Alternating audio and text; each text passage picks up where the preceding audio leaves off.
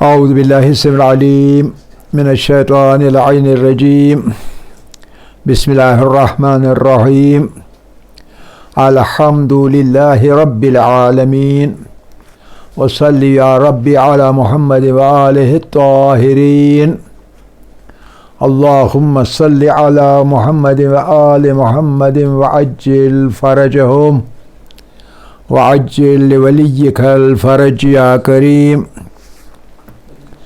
واجعل فرجنا لفرجه يا أرحم الراحمين توكلت على الله العظيم رب اشرح لي صدري ويسر لي أمري واحلل عقدة من لساني يفقه قولي رب يسر ولا تعسر وتمم بالخير آمين يا رب العالمين. عزیزان گرامی، علم کلام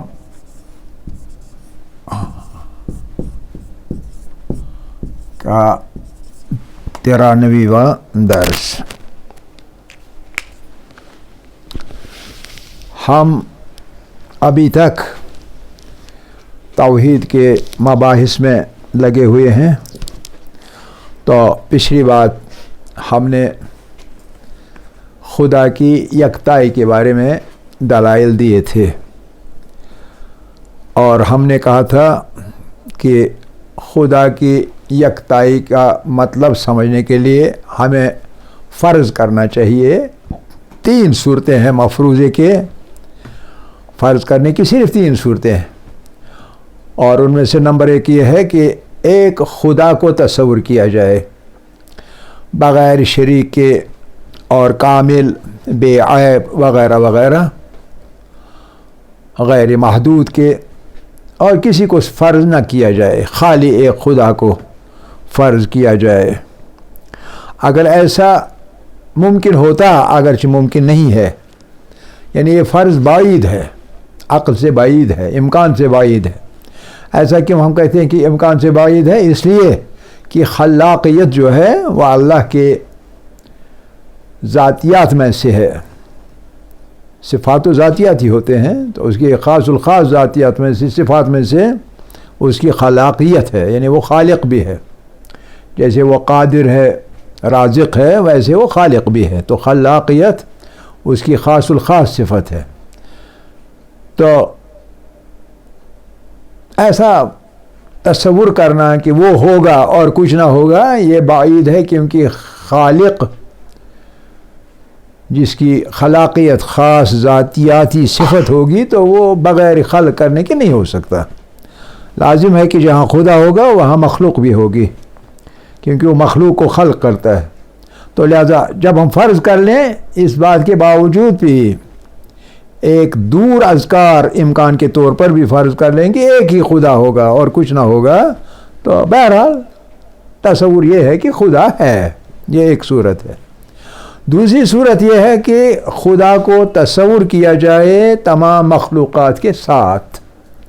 تو ایسی صورت میں بھی یہ بالکل عین پاسبل اور پرابیبل یہی بات ہے کہ خدا بھی ہے اور مخلوقات بھی ہے.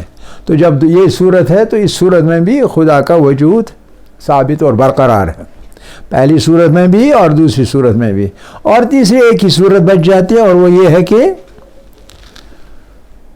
فرض کی جائے مخلوقات بغیر خدا کے، اور ایسا ممکن نہیں ہے، کیونکہ جو موجودات ہیں ان کو عدم سے نکال کے موجود کرنے کے لیے ایک خدا کی ضرورت ہے، ایک وجود بخشنے والے کی ضرورت ہے. اور جہاں خدا نہ ہوا تو مخلوقات کیسے ہوں گے؟ یہ مفروض بالکل دور اذکار ہے، یہ ممکن نہیں ہے. تو یہ 3 صورتیں تھیں، اور ان میں سے تیسری صورت غیر ممکن ہے. پہلی صورت 2 صورتیں ممکن ہیں، اگر پہلی والی صورت غیر ممکن کے بہت قریب ہے، یعنی بعید ہے کہ ایسا تصور کیا جائے.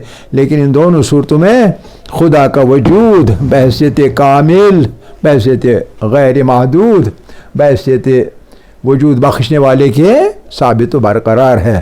تو اس لحاظ سے خدا کی یکتائی کا یہی مطلب بھی ہے. تو لہذا موجودات کا تصور وجود خدا کے بغیر نہیں ہو سکتا، ناممکن ہے. اب ہم پہنچیں گے آج کی بحث پر. آج کی بحث یوں ہے کہ خدا کے لیے کسی قید اور شرط کو تصور نہیں کیا جا سکتا، کیونکہ خدا مطلق ہے، غیر محدود ہے، اور مطلق ہونے کا مطلب ہے غیر مشروط ہے. اس کے ساتھ شرطیں اور قید وغیرہ چسپان نہیں کیے جا سکتے، نتھی نہیں کیے جا سکتے. اللہ کے وجود کے ساتھ شرط یا قید ایسا نہیں ہو سکتا. تو اگر ہم خدا کے لیے کسی شرط کو مان لیں تو سمجھنا پڑے گا کہ قید و شرط، قید یا قیود یا شرط، شرائط، قیود و شرائط، قیود و شرائط، جہاں بھی قیود و شرائط ہوں گے وہاں تعدد ہوگا. ہم نے پچھلی بار کہا تھا اختلاف عدد ہوگا، تعدد ہوگا، تعدد ہوگا. تو اللہ کے لیے قیود و شرائط نہیں تصور کیے جا سکتے ہیں. کیوں تصور نہیں کیے جا سکتے ہیں؟ کیونکہ جہاں قیود و شرائط منتفی ہو جائیں گے، ختم ہو جائیں گے، وہاں وہ شرائط والا ذو شرط ذو قیود، جس پہ قیود اور شرائط ہوں گی، وہ بھی منتفی ہو جائے گا. تو لہذا اگر یہاں تصور کریں گے ہم قید و شرائط والا خدا، تو وہ منتفی ہو جائے گا قیود شرائط کے انتفاع کے ساتھ. انتفاع کا مطلب ختم ہونا. جہاں شرائط ختم ہوں گے تو شرائط والا بھی ختم ہوگا.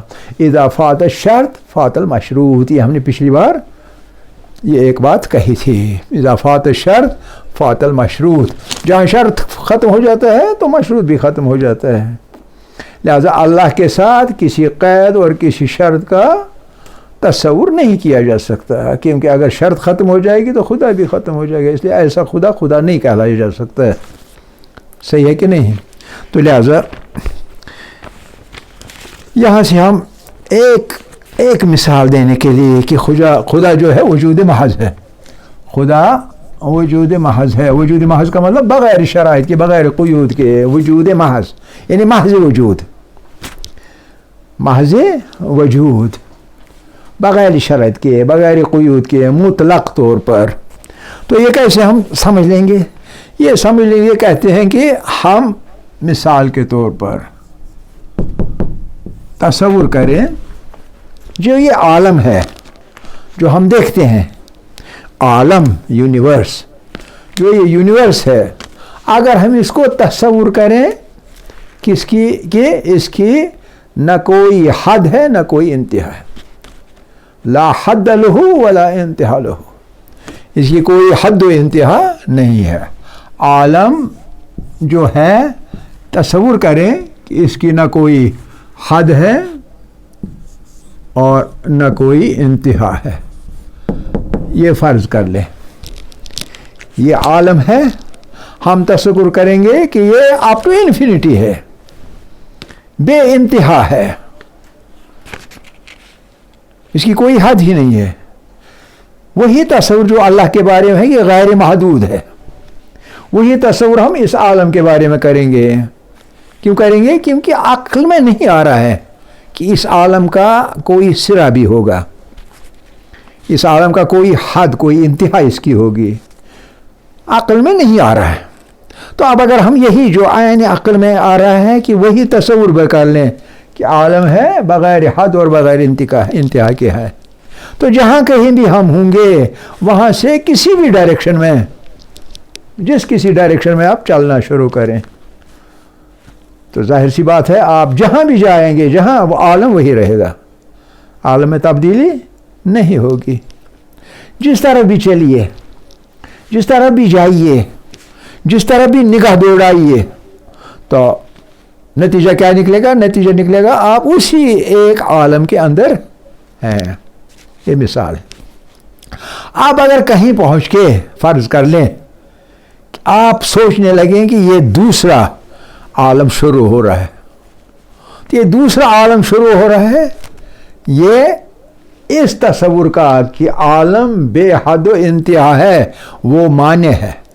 یہ فرض کرنا آپ کو منع کرے گا، آپ کے لیے مانع رہے گا، ریسٹرکشن رہے گی کہ آپ تصور نہیں کر سکتے کہ دوسرا عالم یہاں سے شروع ہوا. کیوں تصور نہیں کر سکتے ہیں؟ کیونکہ فرض ہی ایسا کیا گیا ہے جس میں وہ دوسری چیز جس کو آپ دوسرا عالم کہہ رہے ہیں یا تو وہ یہی عالم ہوگا. ایک صورت ہے کہ یہی عالم ہوگا، آپ غلط تصور کر رہے ہیں یہ دوسرا عالم، یا ایک صورت یہ، اور دوسری صورت یہ کہ اسی عالم کا ایک حصہ ہوگا، part of the same universe, اور آپ تصور کرنے بیٹھ گئے کسی بھی وجہ سے، آپ کے ذہن میں پتہ نہیں کیوں آیا، شاید ٹمپریچر کی تبدیلی آ گئی، شاید دکھنے میں کوئی مختلف چیز رنگ مختلف رنگ ہے تو آپ سمجھنے لگے دوسرا عالم ہے. لیکن عالم کا ابتدائی تصور جو ہے وہ ایسا سوچنے میں مانع ہے، یہ منع کرے آپ کو ایسا سوچنا. اور اگر آپ ایسا سوچنے لگیں گے تو لاجک کہہ رہا ہے منطقی طور پر یا تو وہ یہی عالم ہے جس میں آپ ہیں، یا اس عالم کا ایک جز ہے، ایک حصہ ہے، اور کوئی تیسری صورت نہیں، دوسرا عالم ہو ہی نہیں سکتا. یہی صورت ہے اللہ کے وجود محض کی، اللہ کے مطلق کی، اللہ کے غیر محدود وجود کی، کہ وہاں دوسرے کے لیے گنجائش نہیں ہے. یعنی شریک کے لیے، دوسرے خدا کے لیے، دوسرے وجود کے لیے جس کو آپ اس خدا کا شریک مان لیں، اس کے لیے گنجائش نہیں ہے. یہ اس مثال سے آپ کو سمجھ میں آ جائے گا، کیونکہ حد ہی نہیں ہے، غیر محدود ہے، جہاں بھی جائیے وہی ہے، آپ اس طرف کسی دوسرے کو تصور نہیں کر سکتے ہیں. ٹھیک ہے، سمجھ رہے ہیں کہ نہیں؟ اچھا، نتیجہ کیا ہوا؟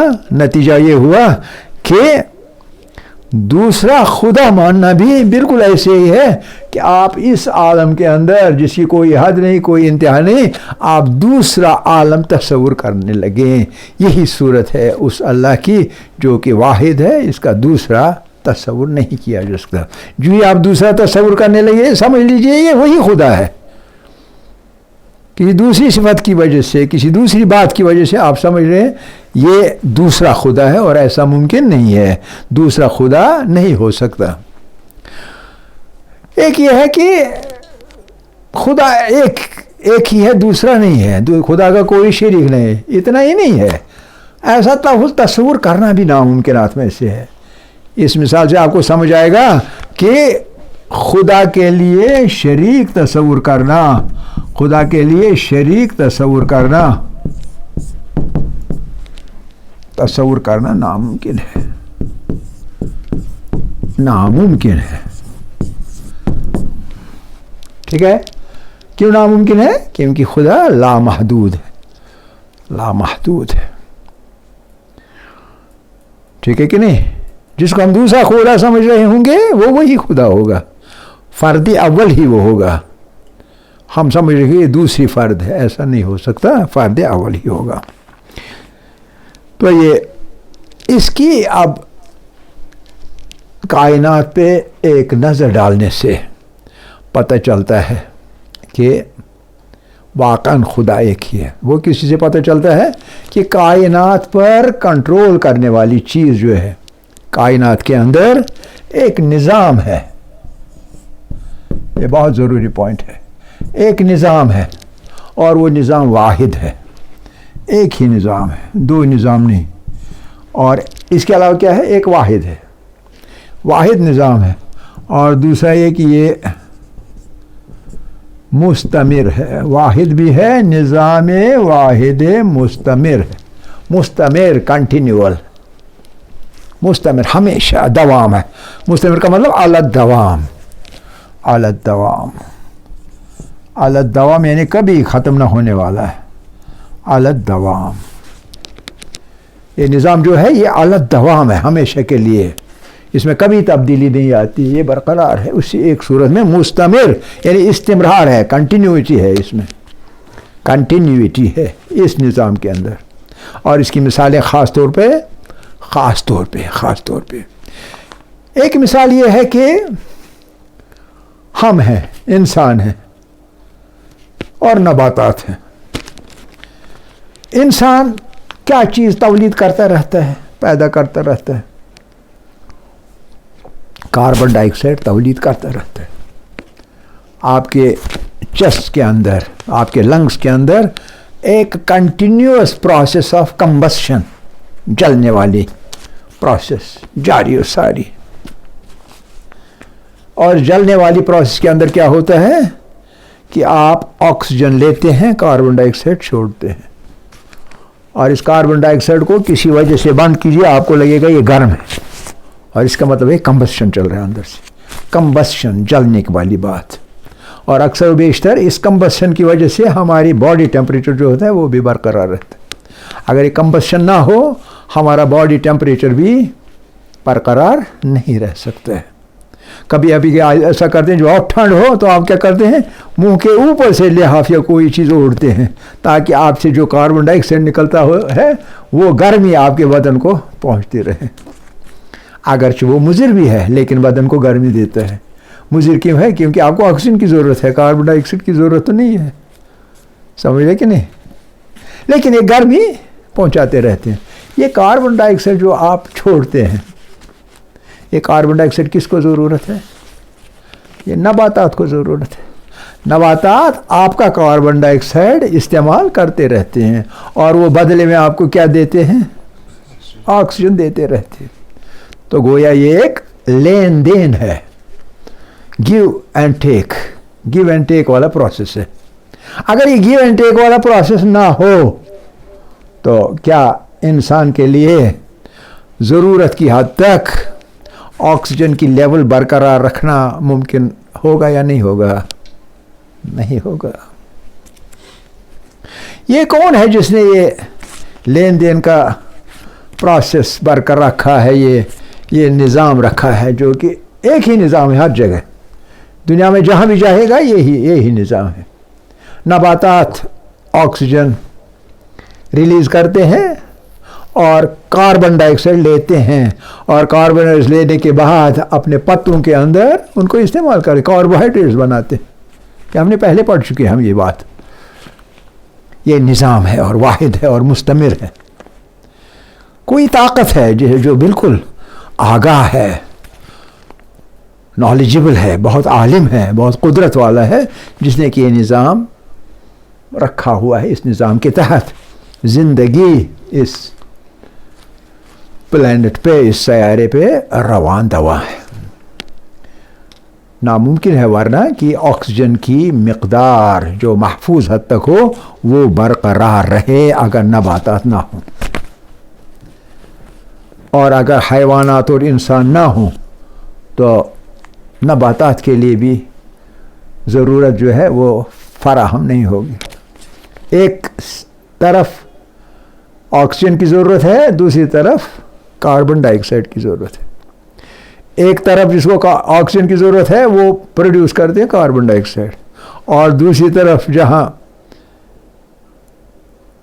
کاربن ڈائی آکسائڈ کی ضرورت ہے وہ پروڈیوس کرتے ہیں آکسیجن, تاکہ ان دو چیزوں کا تبادلہ ہو جائے. یہ بارٹر سسٹم ہے. بارٹر سسٹم ہوتا ہے ٹریڈ کے اندر پیسوں وغیرہ کا استعمال نہیں کرنا بلکہ چیز کے بدلے چیز لینا. بارٹر سسٹم ان ٹریڈ, یہ بارٹر سسٹم. یہ پہلی مثال. اور دوسری مثال ہے کہ اب دو اور چیزیں لے لیں, زمین اور سورج لے لیں. زمین اور سورج لے لیں. زمین اور سورج کے درمیان ایک مقرر ہے, ایک دوری مقرر ہے. کبھی زیادہ ہو جاتی, کبھی کم, لیکن ایک خاص اس محور کے اندر ہے, سے باہر نہیں ہو سکتی. اگر نزدیک زیادہ ہو جائے تو گرمی کتنی بڑھے گی؟ بہت بڑھے گی. جب بہت بڑھے گی تو کیا حیات برقرار رہے گی زمین پر؟ نہیں رہے گی برقرار. دو چیزیں ہیں یہاں, ایک ہے زمین کی سورج سے دوری,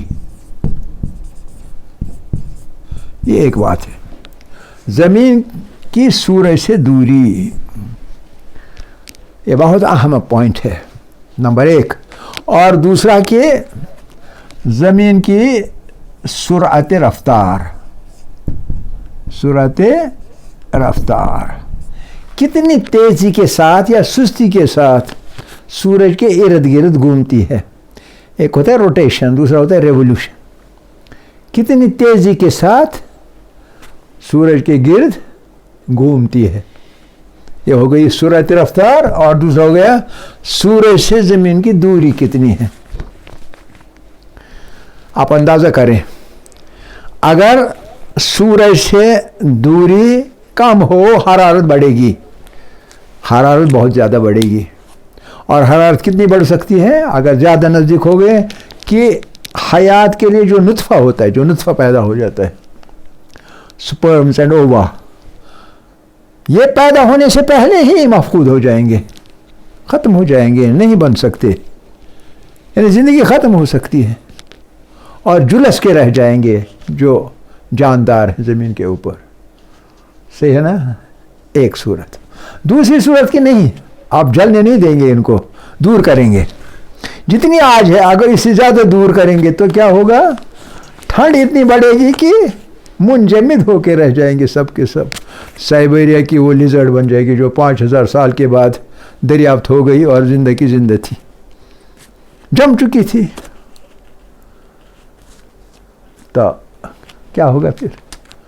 خدا بچائے. ہماری زبان سے ایک ہی کلمہ نکلے گا، خدا بچائے، کہ کوئی اور کلمہ نکل سکتا ہے. دونوں صورتوں میں، نزدیک بھی اور دور بھی، ایک خاص محور کے اندر اسی نظام نے رکھا ہوا ہے. کس نظام نے؟ نظام واحد مستمر. ہمیشہ سے وہی نظام ہے، واحد ہے، ایک ہی ہے، دوسرا نظام نہیں ہے، بس یہی ایک نظام ہے. ٹھیک ہے کہ نہیں؟ کہتے ہیں کہ اگر دیکھیے ان دو چیزوں کے بارے میں، الف، اگر رفتار، یہ نقطہ بہت سمجھنے والا ہے. اگر رفتار مثال کے طور پر 1000 کلومیٹر ہے رفتار، مثال کے طور پر فی گھنٹہ 1000 کلومیٹر، کم یعنی کلومیٹر، 1000 کم یعنی کلومیٹر فی گھنٹے سے اگر گھٹ کر صرف 100 کم رہ جائے، 1000 کلومیٹر کے بدلے گھٹ جائے گی رفتار، آرام سے چلے گی زمین، صرف 100 کلومیٹر رہے گی، تو کیا ہوگا؟ موجودہ دن رات جو ہے، موجودہ دن رات، دن اور رات 100 کا 1000 کریے 10 گنا بڑھ جائیں گے، 10 گنا بڑھ جائیں گے.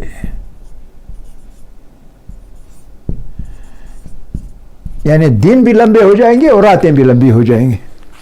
دن لمبے ہو جائیں گے تو جتنی دیر تک دن لمبے ہو جائیں گے اتنی دیر تک صرف گرمی ہی گرمی ہوگی، جتنی دیر تک راتیں ہوں گی اتنی دیر تک صرف ٹھنڈ ہی ٹھنڈ ہوگی. دونوں صورتوں میں وہی صورت ہے. آپ سمجھ لیں کہ نہیں؟ نتیجہ وہی ہے. گرمی کے زمانے میں درجہ حرارت بڑھے گا اور سردی کے زمانے میں درجہ حرارت بہت زیادہ گھٹ جائے گا، 10 گنا. ہم تو 10-12 ڈگری سے ہی کہیں کے کہیں پہنچ جاتے ہیں. نباتات نہیں رہیں گے، کچھ نہیں رہیں گے، کچھ بھی نہیں رہے گا. تو اسی طرح بے وہی ہے. زمین کی گرمی بڑھنا، گئی نا، نزدیک ہونا، سورج کی گرمی بڑھ جائے،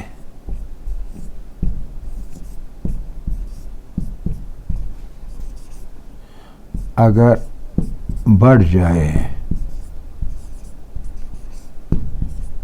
دوری کی وجہ سے یا نزدیکی کی وجہ سے، نزدیکی کی وجہ سے بڑھ جائے گی حرارت، دوری کی وجہ سے گھٹ جائے گی، تو نتیجہ وہی ہوگا جو ہم نے ادھر بیان کیا. کتنی باتیں ہو گئی؟ 2 باتیں. ایک سورج اور زمین کا آپسی رشتہ، دوسرا نباتات اور حیوانات کا آپسی رشتہ، تیسرا رشتہ ہے چاند کا. چاند اور زمین، چاند اور زمین، چاند اور زمین کا مسئلہ. آپ کو معلوم ہے چاند اور زمین کے سلسلے میں ایک تصور ہے، اس کو کہتے ہیں جوار بھاٹا. آپ کو یہ معلوم ہے سائنس کے لحاظ سے. یعنی چاند کی وجہ سے ہی رات کو پانی چڑھتا ہے، دن کو اترتا ہے. ٹھیک ہے یا نہیں ہے؟ جی. اگر چاند اور زمین کی دوری بڑھ جائے گی، کہا جاتا ہے کہ جوار بھاٹا اتنا بڑھے گا کہ سمندر کی موجیں پہاڑوں کو جڑ سے اکھاڑ پھینکیں گی. کشش پیدا ہو جاتی ہے نا، کشش پیدا ہو جاتی ہے. جب کشش پیدا ہو جاتی ہے، جوار اور بھاٹا اتار چڑھا. اتار کے وقت کوئی مسئلہ نہیں، اور چڑھاؤ کے وقت کیا ہوگا کہ اتنی سخت موجیں آ جائیں گی زمین پر کہ پہاڑ جڑ سے ان موجوں کی وجہ سے اکھڑ جائیں گے. ایک خاص دوری پر چاند کو بھی رکھا ہے. ہم یہ نہیں کہیں گے کس نے رکھا ہے، لیکن ایک نظام ہے، اور یہ نظام صرف ایک طرف اشارہ کر رہا ہے. اور وہ اشارہ کس طرف ہے؟ کہ کوئی طاقت ہے جو یہ سب چیزیں کنٹرول کر رہا ہے اور باقاعدگی کے ساتھ دنیا کو چلا رہا ہے. صحیح ہے کہ نہیں؟ تو اب اگلی بات، اور وہ بات یہ ہے کہ انسان کا جسم، ہاں ٹائم ختم ہو گیا. انشاءاللہ خدا نے چاہا تو بحث کو انشاءاللہ صبح جاری رکھیں گے. آخر دعوانا ان الحمدللہ رب العالمین والحمدللہ اولا وآخرا وظاہرا وباطنا.